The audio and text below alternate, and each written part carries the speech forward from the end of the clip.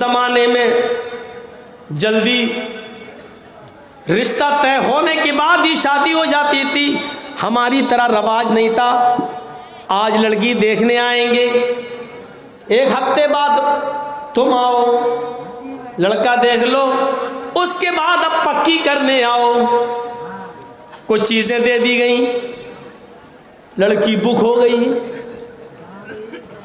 पक्की से बेहतर है ये जुमला इस्तेमाल किया जाए, बुक हो गई। अभी निकाह नहीं हुआ, लड़की को लड़के का, लड़के को लड़की का नंबर भी मिल गया। माँ कह रही है कोई बात नहीं, मेरी बेटी उसी से तो बातें कर रही है जिसके साथ शादी होना है। उधर लड़के के माँ बाप को भी फिक्र नहीं है, चलो वो अपनी होने वाली औरत से बातें कर रहा है। मैं पूछता हूं इतना डिले क्यों है?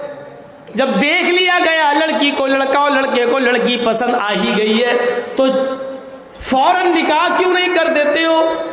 नहीं साहब, अभी इंतजाम नहीं हुआ है। आपको इंतजाम क्या करना है? लड़की जिन कपड़ों में घर बैठी हुई है उसी कपड़े में निकाह हो जाएगा, तुम उसको ले आओ। समाज क्या कहेगा?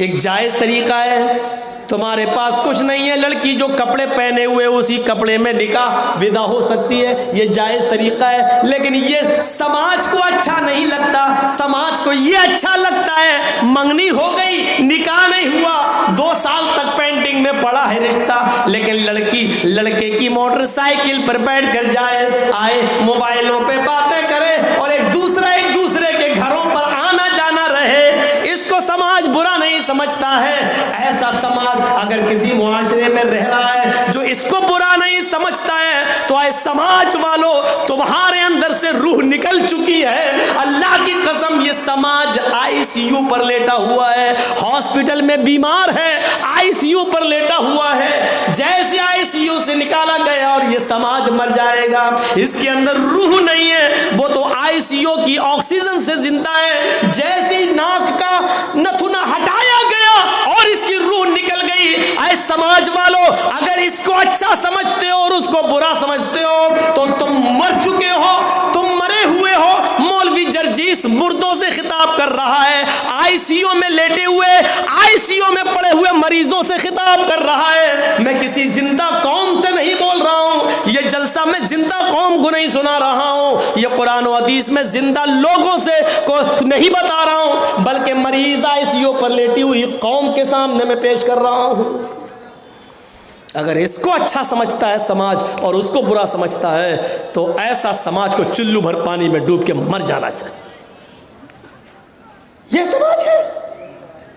मंगनी हुई, बस रिश्ता तय हुआ, अभी निकाह नहीं हुआ और मोबाइलों पे बातें कर रहे हैं दोनों, ये अच्छा है? वो अपनी मोटरसाइकिल पे, क्या एक ही स्कूल में पढ़ते हैं, उसके साथ जाती है, मैं तेरे बाप का राजा, और समाज इसको अच्छा समझता है। अरे समाज तो छोड़ो, अगर लड़की का बाप और लड़की की मां ये जानती है कि मेरी बेटी उस लड़के से बात कर रही है जिससे रिश्ता तय हो गया है, तब भी वो गलत कर रही है, ये जानते हुए भी उसको बात करने की परमिशन दे रही है, तो वो मां नहीं डायन है, वो मां नहीं चुड़ैल है।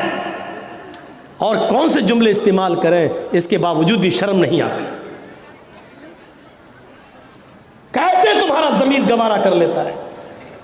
और सुनो, जिसके साथ रिश्ता तय हो गया है, जब निकाह से पहले मोबाइल पर उससे बात करना जायज़ नहीं है, तो जिनके साथ निकाह तय ही नहीं हुआ उनसे बातें करने की इजाज़त कहाँ से हो जाएगी? नुक्ते निकालो। जिसके साथ रिश्ता तय, 1 साल के बाद शादी होना है, निकाह होना, जब उसके साथ बात नहीं कर सकती और मां जानती है कि मेरी बेटी बात कर रही है, तो वो मां नहीं डायन है,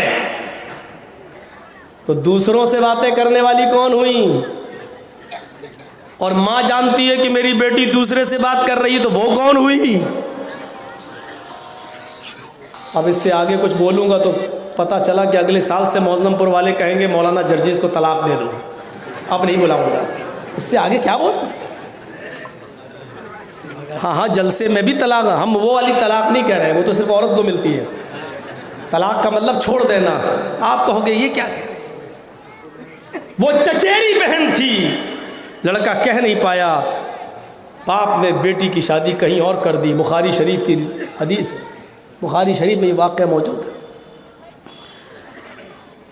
चंद सालों के बाद 2-3 बच्चों की मां बन गई वो लड़की। उसका शौहर बीमार हो गया, चारपाई से उठने के लायक नहीं रहा, बिस्तर पकड़ लिया। बच्चों पर भूख की नौबत आ गई। इसने सोचा कि मेरा चचेरा भाई थोड़ा पैसों वाला है, अमीर है, चले उससे जाके थोड़ी सी मदद ले लें। वो आती है, दरवाजा खटखटाती है। चचेरे भाई ने दरवाजा खोला, सामने देखता है कि मेरी चचेरी बहन खड़ी है। अंदर आओ। कैसे आना हुआ? उसने बताया तुम तो जानते ही हो कि तुम्हारे बहनोई के बिस्तर पर पड़े हैं, उठने की ताकत नहीं है। मैं औरत जात हूं, कितनी मेहनत कर सकती हूं। शौहर की दवा और इलाज भी कराना है और बच्चों का पेट भी पालना है। गरीबी ने मुझे पकड़ लिया है, गरीबी ने मुझे जकड़ लिया है। बच्चों की भूख और प्यास ने मुझे मजबूर कर दिया है, इसलिए मैंने आज तक किसी के सामने हाथ नहीं फैलाया है। तू मेरा चचेरा भाई है, तुझसे थोड़ी सी मदद लेने आ गई हूँ। ज़कात का हो, खैरात का हो, सदक़े का हो, कुछ भी हो तेरे पास तो मेरी मदद कर। रिश्तेदारों में ज़कात खैरात देने का सवाब ज़्यादा है, तुम हमारी मदद कर सकते हो। मैं तुम्हारी रिश्तेदार हूँ, मैं तुम्हारी चचा की बेटी हूँ। अच्छा, एक बात और याद रखिए, ये हमारे यहाँ चलता है। हमसे जो छोटा भाई है मेरा, वो मेरे बच्चे का चचा होगा। लेकिन अगर कोई बड़ा भाई है हमसे, तो उसको क्या कहा जाता है?